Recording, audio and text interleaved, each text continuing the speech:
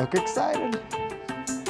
Hey everybody, welcome to the briefing room on Thursday. I'm Devin Dwyer in Washington. Look at these guys, our new stars here at ABC News. Give a good wave, guys. It's Take Your Kids to Work Day. These are not my kids, but they're some of the staff here at ABC News. Great to have them with us. Look at Malcolm's pretty awesome Spider-Man face over there. Pretty cool. Give him a good high five, Malcolm. Great to see you. Liza Official is here as well. So many kids here at ABC News today, but also, they're of course in our briefing room. They were also at the White House briefing room today. They were over there with Sarah Sanders. I think we have some pictures of that. It's a tradition now with the Trump White House. A lot of kids in those seats. They were asking questions today of her. And look at that guy there, climbing pictures, climbing up on the podium at the White House. Pretty exciting. Although there hasn't been a White House briefing since 42 days now. 42 days at the White House. So a lot of questions in there, but none from the press. So our thanks to everybody that brought their kids to work today. A lot to talk about today. Of course, it's Joe Biden's big moment in the spotlight. We have our Deputy Political Director, Mary Alice Parks, standing by. She's with us from New York today, where she's been analyzing this video that caught us all by surprise this morning when the former vice president announced he's finally getting in. Take a watch. We saw Klansmen and white supremacists and neo-Nazis come out in the open, chanting the same anti-Semitic bile heard across Europe in the 30s. And that's when we heard the words of the President of the United States that stunned the world and shocked the conscience of this nation.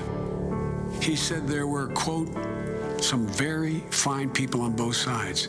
And in that moment, I knew the threat to this nation was unlike any I had ever seen in my lifetime. The core values of this nation, our standing in the world, our very democracy, everything that has made America America is at stake. That's why today I'm announcing my candidacy for President of the United States.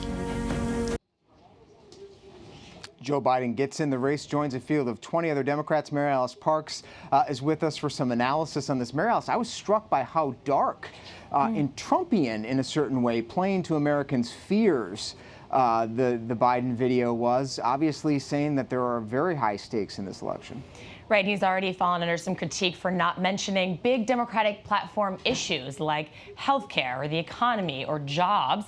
Instead, this video really focused on the president. And he said that the president was a threat to core American values. You heard the former vice president there talking about American identity, those core values.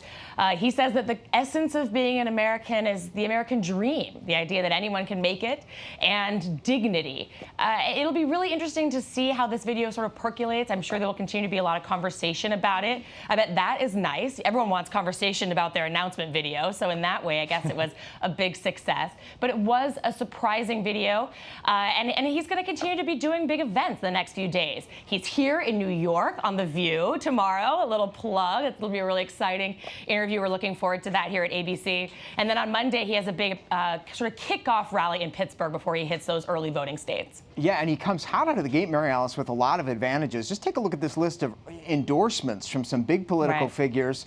Already today, he's racking up. Bob Casey, of course, from Pennsylvania, a number of big-name senators, Chris Coons of Delaware, his good friend, several other more endorsements. Yeah, and also the polling, just to continue, take a look at the polling. You know it well, Mary Alice. He's already atop most polls, national polls and Iowa polls. So he comes in with a big leg up. There's a lot of questions, though, about those polls, whether or not that's just because of name ID. Obviously, as the former vice president, everyone in the country knows his name. A lot of the other Democrats that are running don't have that luxury.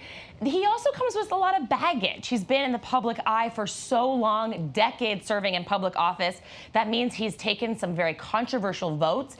He's going to have a lot of questions about his past stances, about fundraising, about money, about those recent accusations from women, about inappropriate touching. So while I agree with you that he comes with a lot of advantages right out the gate, the only former vice president among that big group of 20, there's also a lot of tough questions he's going to have to answer, and an uphill battle, even if he might be the front runner in some ways. Yeah, and a fundraising challenge for sure as well. Comes out of the gate with zero money in the bank. Big fundraiser tonight with some corporate executives in Pennsylvania. Thanks, Mariella. Stand by. Speaking of a lot of support that the vice president has right out of the at the start of this race, he has a lot from a number of unions in the country. The first of which is the International Association of Firefighters. We're joined now by Harold Schaitberger, who is the president of that organization. Somebody who says he's all in for Joe Biden. Harold, great to see you, sir. So why is Joe Biden the man for the moment for you? Well, Devin, first of all, it's great to be with you. And let me start off by just making sure that I'm clear that we've been preparing for Joe Biden's announcement for months. But tonight at 5 o'clock, our executive board will be meeting to take its formal position concerning his candidacy, and anticipating and believing what that decision will be, we will be announcing it formally early next week. As far as there's no chance, though, that they don't for, support Joe Biden, is there? I don't like to get ahead of my executive board, so I'm being making sure that they hold the formal authority. But we certainly have been preparing. Anybody who watched Joe Biden attend our legislative conference with 900 leaders from across the country, and the only potential candidate at that time, or candidate that was invited. We have a long history with Joe Biden, and he has a long history with us and firefighters across America. And our support over the years for him, and my belief and why he will be an extraordinary candidate now that he's announced, is because he'll be able to speak to and connect with the electorate, with the voters, with the workers that quite frankly did not feel that they were spoken to nor connected to in the last presidential election. You know, Joe Biden has 4 Harold, decades of service and support. I was just going to ask you about the last election, because your organization did a poll of your members after 2016. Many of them voted for Donald Trump. So I guess a question I have is it your sense that members now will be more drawn to Biden than to Trump in 2016? Well, let me answer your question. Yes, the facts are that poll showed that many of our members voted for Donald Trump. But that poll did not include Joe Biden on the polling. So that's a big distinction about then and now. What is our it that Joe members have a Biden long has? history. What is it that Joe Biden has and can offer firefighters that Donald Trump can't? 40 years of supporting firefighters in every single way, whether it is jobs money to protect their jobs during the Great Recession, during providing support for their families with the passage of the Public Safety Officers Death Benefit Bill, going back to the late 1970s, that provides families of those who have made the ultimate sacrifice with financial support, guaranteeing overtime through the Fair Labor Standards Act, and not just for firefighters, but for all workers. Joe Biden has been there for workers. He's delivered with his time in the Senate. He has that legislative track record of accomplishment, Harold. But before we let you go, I wanted to get your reaction. But Devin, he also has an accomplishment of leadership and experience. And we don't think experience, an extraordinary experience, is a negative, but it's a positive. I'm looking forward to this great nation of ours taking its rightful place back on the international stage. And Joe Biden has the ability to interact and have relationships with leaders across the globe, and to put us back in a place, where other countries aspire to be. So this is about a track record of service and delivering for the American people and for workers, and those workers who will be voting in the states that matter: Pennsylvania, Ohio, Wisconsin, Michigan. Joe Biden will connect. And we will be watching and certainly watching the vote tonight of your executive committee. Harold Shapeberger with the International Association of Firefighters, a big supporter of Joe Biden and taking that vote tonight on his candidacy. Thanks so much, Harold, for taking the time. Thank you very much for having me. For a little bit of a different perspective, now let's head out to Iowa, where joining us now via FaceTime is Olivia Habink. She's president of the College and Young Democrats of Iowa. Hey, Olivia, it's great to see you. I know your organization isn't taking a position yet on any of the candidates out there, but wanted to ask you about Joe Biden's candidacy and whether you think there's enthusiasm for Joe Biden in the circles that you participate in. Well, first of all, thank you for having me. It's so early in the race here in Iowa with 20 candidates that it's really hard to say who has enthusiasm and who doesn't, especially with Joe Biden just announcing. I'm sure that he and many other candidates will draw big crowds here in Iowa on campuses and cities throughout the state. What is most important to young Iowa Democratic voters, college students like yourself right now? Can you kind of give us a sense of what's topping your list as you begin this very early process? I think policy is a big thing for us. There's a lot of things here in this state and this nation that are directly affecting us, such as climate change, healthcare, investment in education, college debt, stuff like that. I think that's stuff that we really care about, and we look for those policies prominent in a candidate. But we also really want to see the candidate for who they are, their personality. We want to not only just have meet and greets with these candidates, we want to have a little bit of fun, have fun events with the candidates to get a little bit more of their personality.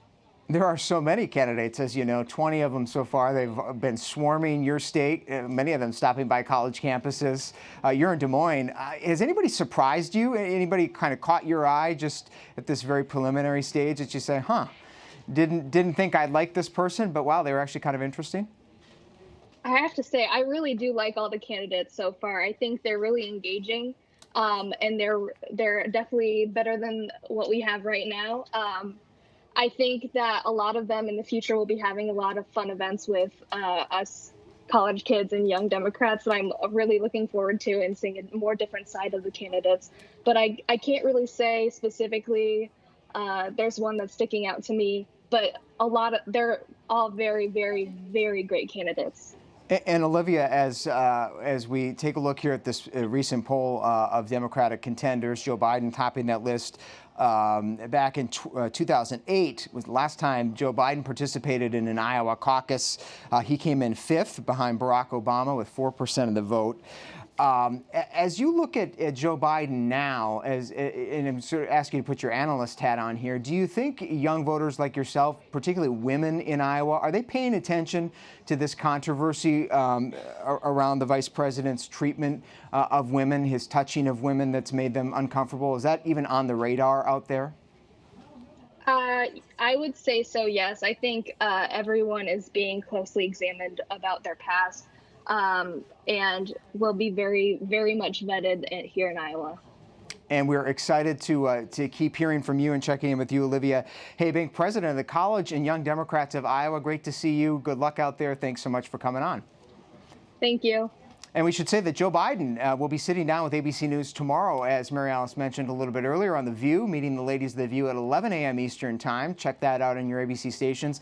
And our Robin Roberts of Good Morning America has an exclusive interview that'll air Tuesday with Joe Biden and his wife, Dr. Jill Biden. So should be interesting to see both of them out in the spotlight. Shifting gears now, as we talk about these Democratic candidates and their appeal to not just young voters, they're also appealing to minority voters, and particularly women of color. A big summit is underway in Houston this week called the Women of Color Summit. She the People, it's a national network of women of color, the first ever presidential forum there in Texas. Joining me now on the phone is Amy Allison. She's the founder of She the People. The event has hosted 8 Democratic candidates so far. Amy, thanks so much for calling in. So tell us about your event and what's at stake for women of color in this race. Well, 1,700 women of color gathered on the Texas Southern University campus to, to really create a space and a conversation for these top presidential candidates to make their case to the strongest Democrats and the most progressive core of the Democratic Party base. I mean, look, we're telling the story that none of these candidates, not a single one, including Biden, who jumped in today, is going to be successful in the primary or in the general without the enthusiastic support of women of color. And this was this event really opened up that conversation and that reality. And Mary Alice, we've seen so many candidates not just trying to appeal to women voters this year, but women of color in the South. I've been struck by how many events like the one happening this week that Amy is sponsoring are drawing candidates to the South. Well, absolutely. In 2016, Hillary Clinton really ran up the score in the South. Bernie Sanders wasn't able to gain hardly any delegates in that area. And now with probably over 20 candidates by the time we're all done, they are well aware that there are just so many delegates to be won in an area that for a long time didn't have a strong base of support in the Democratic Party. So it feels like rich, sort of fervent, untapped ground. And also, we've just seen incredible mobilization. We've seen especially African-American women connecting, talking to people. I mean, they rightly get a lot of the credit for getting the Democratic Senator Doug Jones elected there in Alabama. So I think there's a real excitement about sort of a Democratic Party 2.0 in the Deep South, largely led by African-American women. And Amy Allison from Houston with She the People, our Breonna Stewart has done some reporting down at the summit this week. She said she's been hearing from a lot of people attending the conference. They want to hear about the issues. They don't want to hear pandering. What did you hear this week from those 8 candidates? Did anybody stand out to you on that front? Well, it was quite something to be up on stage with each one of the candidates, and all of them were greeted with warm reception. Some of them, like Kamala Harris and Bernie Sanders, had a very rousing welcome. But I think that when you really come down to it, the crowd was looking for concrete plans to address racial, economic, and gender justice, and that's to the extent that the candidates could credibly and authentically speak and connect with the audience of women of color. That's where we saw candidates like Senator Warren really pull out in front. It was remarkable what she was able to do in that room yesterday. Remember, Elizabeth Warren hasn't gotten a lot of coverage. She's been very, very busy, focused on a lot of southern states, that Trump won, but the highest vote turnout group of voters, that's black women.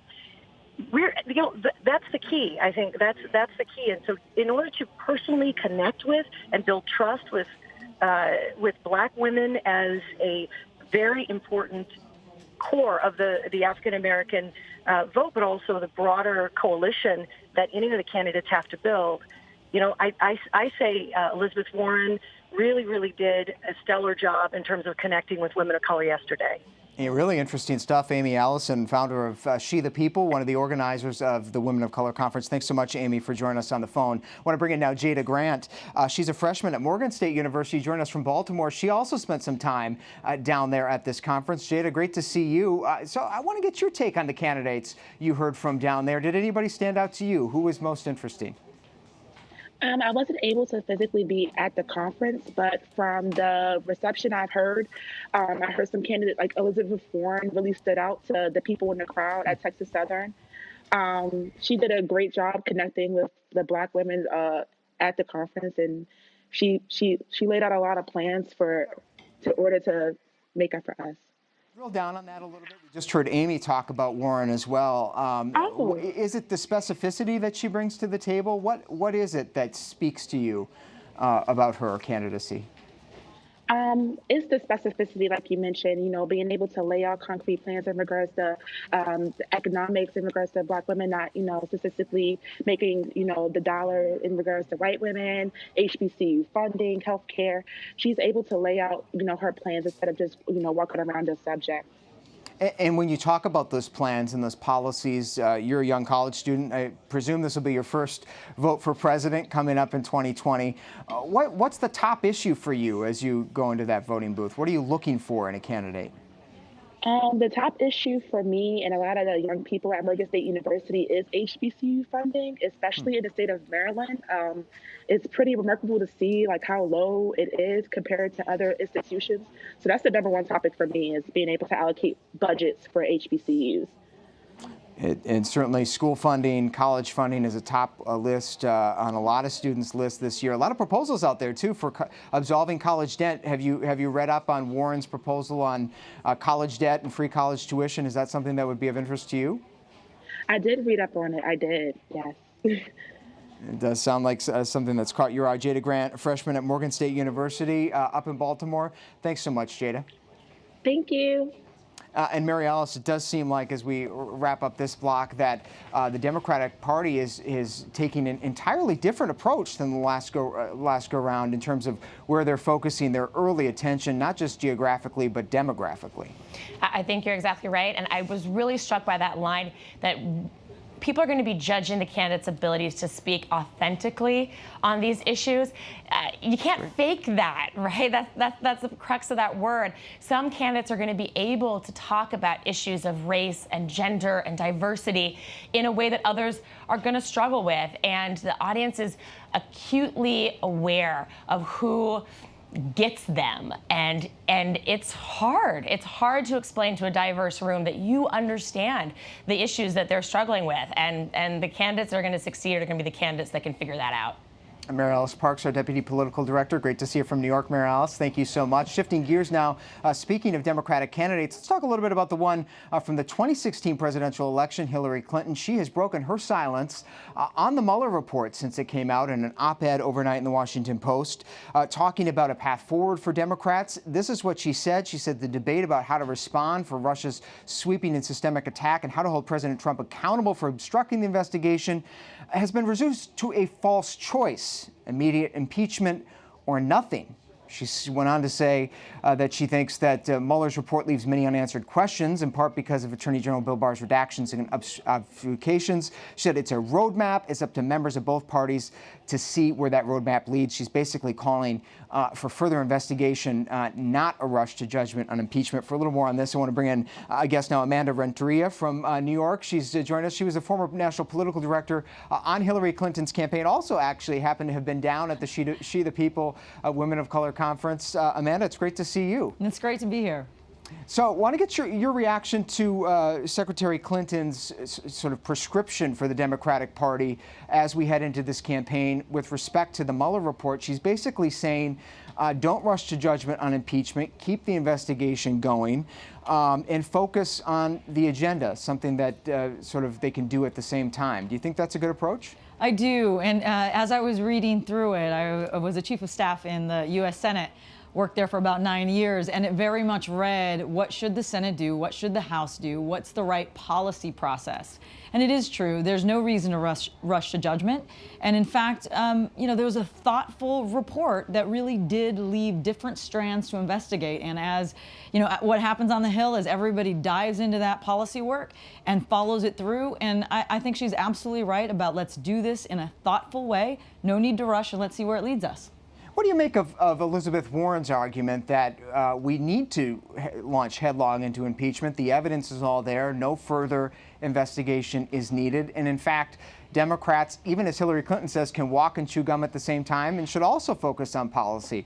Do you think that that would be political liability for candidates trying to challenge Trump?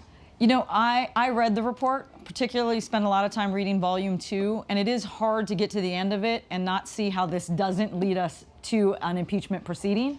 But I think it's smart, and I think it's worth the time to spend to really understand all the different, all the different actions that took place, and particularly important with the lens of making sure this doesn't happen again. I mean, there's no doubt as I finished it, I couldn't help but say we have to do everything possible to make sure that no foreign enemy enters our democratic process in any way in 2020. You were a pretty high official in the Hillary Clinton campaign, obviously directly impacted by the Russian activity in 2016. As you look at this field of candidates, you look at the reinvigorated Democratic National Committee, do you get the sense that the party is on proper footing with respect to Russian meddling that could likely continue into 2020? Do you think lessons have been learned from the last go-round? So I think lessons have been learned from a campaign side. I have seen very little on the cybersecurity side, on the investment side. There are bills out there that have been waiting to really put some teeth, accountability, enforcement, and resources to making sure that 2020, or making sure no one is able to actually enter the 2020 election except for the American voter. And so what I do hope is that every single candidate will start to think about that on a broader scale of how do we protect our democracy when it comes to coming to the when it comes to going to the voting box. We have to bring back that trust again. And Amanda, before we let you go, I'd be remiss if I didn't ask you about the Biden news today. The former vice president getting in the race. What do you think of Joe Biden? I love when candidates jump in. I am one of those people where very early on, we've got a lot of time to get to know everybody. He's going to have some questions to answer, no doubt. But it's also great to have a voice who has some foreign policy experience, who's going to really bring a different perspective to the table. So I think this is exciting to see all the different perspectives across the Democratic Party. Amanda Renteria, former national political director of the Hillary Clinton campaign. It's great to see you, Amanda. Thanks so much for coming in. Appreciate your time. It's great to be here. And finally today here in the briefing room, we want to conclude with a look back at 5 years ago. The Flint water crisis hit that small community out in Michigan. Our team of reporters went back over the last couple of weeks to check in on residents there to see just how things may or may not have improved since that time. Here's a look at our new documentary here on ABC News Live. There you go, thank you. No clean water. How's it been over the past 5 years? Do you think it's getting better? No, not at all. I'm a social epidemiologist, and we work here in Flint to use trauma-informed approaches to support community resiliency. And what we do is try to contact 210 households. It's a representative sample for the city of Flint specifically. In that survey, we addressed where people were getting their information, whether they were trusting the information they were getting, where they were getting water, when, if they were able to get water. Some of what we learned is that from 2016 to 2018, initially about 56% of people had fear of using unfiltered water for drinking or cooking, and that's slightly down to about 50% now. I think the remnants of this crisis will be here for years, for decades. It will cross generations, and really because we don't know what the intergenerational impact will be. Whatever I use for water for cooking, I always use bottled water. I don't use any of the water out the faucet. I'm cooking spaghetti for dinner, in which there will be 4 bottles of water used for the spaghetti noodles. Just for noodles. Just for noodles. It's easy to go through a whole case with one meal. One day they'll fix the problem. But still, and yet, if they fix the problem, like I said, once again, I'm still never ever gonna drink out of the faucet ever again. They could tell me a million times that the water's perfect. It's the best in the nation. If we ever move out of Flint, we'll probably be able to start moving on. But as long as we reside inside the city, no. An eye-opening look at the water crisis 5 years on. We're joined now by two of the producers of that program, Stephanie Ebbs, our environmental reporter, Janet Weinstein, our ABC News Live producer. You guys, great work with that. Fascinating to see real life 5 years later. I was shocked that so many Flint residents still used bottled water only. Yeah. Is that a necessity or just because there's a sort of a psychological fear? It depends on who you ask, but it's a little bit of both. The project kind of started because of that. We were talking about doing a story about water, and people were like, what's going on in Flint? We hear people say a lot, Flint still doesn't have clean water. Is that true? And we found it's really more complicated than that. There has been a lot of changes. They don't use the water that caused a lot of those problems anymore. So a lot of the tests they say are really positive, but a lot of people say, you know, we were lied to before. Janet, we just don't want to go back. We're seeing some of these pictures. I imagine these were from 5 years ago. Yeah. Did you see the water coming out of the tap? Was it still brown?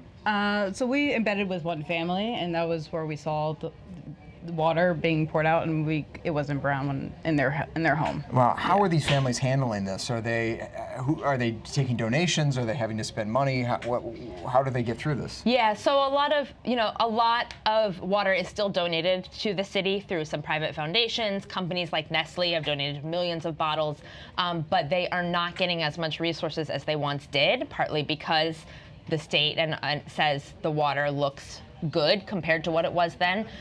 So people are having to spend more money out of pocket, have a little harder time finding that bottled water if that's what they choose or need to rely on. Incredible work, very compelling, very moving human stories of those families in Flint. You can see much more of the Janet and Stephanie's documentary here on ABC News Live and at abcnews.com. It's a great watch. Thank you both for that work, and thank you for watching us here on the briefing room on this very busy Thursday. I'm Devin Dwyer, Washington. Hope to see you back here tomorrow, 3:30 Eastern Time. See you then.